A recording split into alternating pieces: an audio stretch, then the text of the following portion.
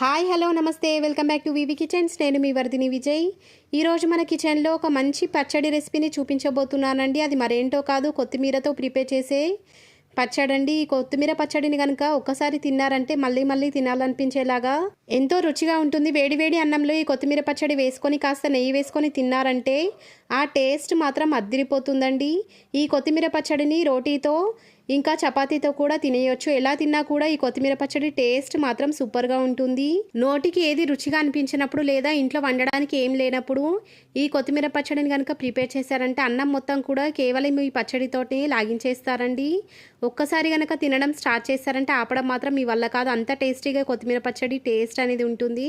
మరి లేట్ చేయకుండా process start చేసేద్దామండి. ముందుగా స్టవ్ వెలిగించి స్టవ్ పైన ఒక ప్యాన్ పెట్టి ఆ ప్యాన్ వేడిన తర్వాత దాంట్లోకి 3 టేబుల్ స్పూన్ల దాకా ఆయిల్ వేసి వేడి చేసుకున్న తర్వాత 2 టేబుల్ స్పూన్ల దాకా పల్లీలను, 1 టీ స్పూన్ శనగపప్పు, 1 టేబుల్ స్పూన్ మినపప్పు, 6 నుంచి 8 ఎండుమిరపకాయలు, పావు టీ స్పూన్ వరకు మెంతులు, 1 టీ స్పూన్ వరకు జీలకర్ర, 1 టేబుల్ స్పూన్ దాకా ధనియాలను కూడా వేసుకొని ఈ ఇంగ్రీడియంట్స్ అన్నిటిని కూడా ఆయిల్తో పాటు కలిసేలాగా కలుపుకొని 1 to 2 మినిట్స్ పాటు మంటను లో ఫ్లేమ్లోకి అడ్జస్ట్ చేసుకొని ఈవెన్గా ఫ్రై చేసుకున్న తర్వాత ఈ ఫ్రై అయినటువంటి ఇంగ్రీడియంట్స్ అన్నిటినీ కూడా ఒక ప్లేట్లోకి ట్రాన్స్ఫర్ చేసుకొని రూమ్ టెంపరేచర్లోకి వచ్చేంత వరకు వేట్ చేసిన తర్వాత మిక్సీ జార్లోకి వేసుకొని ఫైన్ పౌడర్ లాగా ప్రిపేర్ చేసుకోవాలి. ఇప్పుడు ఇదే ఆయిల్లోకి 8 నుంచి 10 పచ్చిమిరపకాయలను కూడా వేసుకొని పచ్చిమిరపకాయలను కూడా కలుపుకుంటూ ఫ్రై చేసుకున్న తర్వాత ఇదే ఆయిల్లోకి 2 నుంచి 3 పెద్ద సైజు బాగా పండినటువంటి టమాటోలను సన్నగా కట్ చేసుకొని ఆ కట్ చేసుకున్నటువంటి టమాటో పీసెస్ మొత్తాన్ని కూడా ఈ ఆయిల్లోకి వేసేసుకోవాలి. వీటితో పాటుగా 8 నుంచి 10 పొట్టి తీసినటువంటి వెల్లుల్లిపాయ రెబ్బల్ని, ఇంకా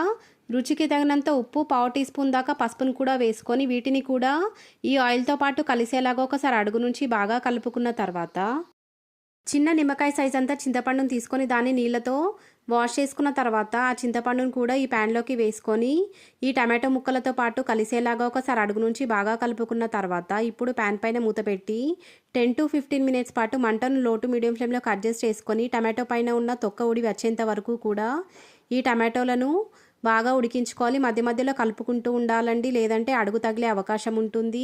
నాకైతే ఈ టమాటోలు ఉడకడానికి 10 నిమిషాల వరకు టైం పట్టిందండి. 10 నిమిషాల తర్వాత కనుక చెక్ చేసినట్లయితే వీడియోలో చూపించినట్టుగా ఈ టమాటోల నుంచి ఆయిల్ అనేది పైకి తేలడం స్టార్ట్ అవుతుందండి. ఇలా ఆయిల్ అనేది పైకి తేలిన తర్వాత ఒక్కసారి మనం చెక్ చేసినట్లయితే టమాటాలు కూడా మనకు కావాల్సినట్టుగా చాలా బాగా ఉడికాయి. ఇప్పుడు ఈ ప్యాన్లోకి మంచినీళ్ళతో కొత్తిమీరను బాగా వాష్ చేసుకొని ఆ వాష్ చేసుకున్నటువంటి కొత్తిమీరలో ఉన్న వాటర్ మొత్తాన్ని కూడా డ్రై చేసేసుకున్న తర్వాత ఆ కొత్తిమీర మొత్తాన్ని కూడా ఈ ప్యాన్లోకి వేసేసుకోవాలండి. నేను తీసుకున్నటువంటి కొత్తిమీర క్వాంటిటీ వచ్చి 2 కట్టల వరకు ఉంటుంది.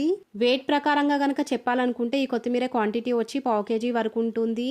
మనం వేసుకున్నటువంటి కొత్తిమీర మొత్తం కూడా టమాటోలతో పాటు కలిసేలాగా ఒకసారి అడుగు నుంచి కొత్తిమీర టమాటోలు 2 కూడా కలిసిపోయేలాగా కలుపుకున్న తర్వాత ఈ ప్యాన్ పైన మూత పెట్టి మరొక 10 నుంచి 15 నిమిషాల వరకు ఈ కొత్తిమీర ఆయిల్తో పాటు బాగా ఫ్రై అయ్యేలాగా ఈ కొత్తిమీరను ఫ్రై చేసుకోవాలి. వీడియోలో చూపించినట్టుగా ఈ కొత్తిమీర మరీ డీప్ ఫ్రై అవ్వాల్సిన అవసరం లేదండి, కాస్త పచ్చి పచ్చిగానే ఉండాలి.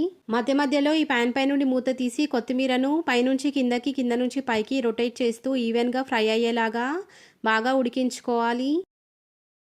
15 నిమిషాల తర్వాత స్టవ్ ఆఫ్ చేసేసుకొని కొత్తిమీర ఇంకా టమాటో ముక్కలు మొత్తం కూడా రూమ్ టెంపరేచర్లోకి వచ్చేంత వరకు కూడా బాగా చల్లారనివ్వాలి.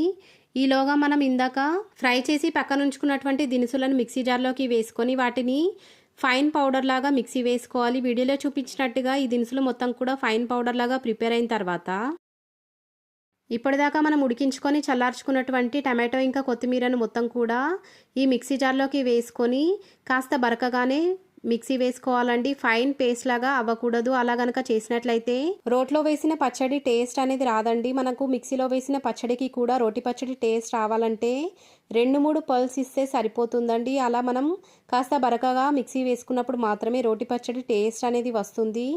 ఇప్పుడు పచ్చడిని ప్రిపేర్ చేసుకొని పక్కన ఉంచుకున్న తర్వాత ఇదే ప్యాన్లోకి మరొక 2 టేబుల్ స్పూన్ల దాకా ఆయిల్ వేసి వేడి చేసుకున్న తర్వాత 1/2 టీ స్పూన్ దాకా జీలకర్ర ఆవాలను వేసుకొని ఫ్రై చేసుకోవాలి.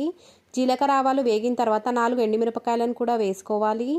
ఎండుమిరపకాయలు కూడా వేసుకొని ఫ్రై చేసుకున్న తర్వాత మిరపకాయలు ఫ్రై అయిన తర్వాత ఇప్పుడు ఈ ప్యాన్లోకి ఒక రెమ్మ దాకా ఫ్రెష్ కరివేపాకును కూడా వేసుకొని కరివేపాకును కూడా పచ్చివాసన పోయేంత వరకు ఫ్రై చేసుకున్న తర్వాత చిటికెడు పసుపును కూడా వేసుకొని మరొక 30 సెకండ్స్ పాటు ఫ్రై చేసుకున్న తర్వాత ఇప్పుడు ఈ ప్యాన్లోకి ఇందాక మనం మిక్సీ వేసి పక్కన ఉంచుకున్నటువంటి కొత్తిమీర టమాటో పచ్చడి మొత్తాన్ని కూడా ఈ ఆయిల్లోకి వేసుకొని తాలింపుతో పాటు కలిసేలాగా అడుగు నుంచి బాగా కలుపుకున్న తర్వాత మరొక నిమిషం పాటు ఈ ఆయిల్లో ఫ్రై చేసుకొని స్టవ్ ఆఫ్ చేసేసుకొని ప్రిపేర్ అయినటువంటి కొత్తిమీర టమాటో పచ్చడి మొత్తాన్ని కూడా ఒక సర్వింగ్ బౌల్లోకి ట్రాన్స్ఫర్ చేసుకొని మీకు నచ్చినట్టుగా వేడి అన్నంతో కానీ లేదా చపాతీతో రోటీతో కూడా తినేయవచ్చు.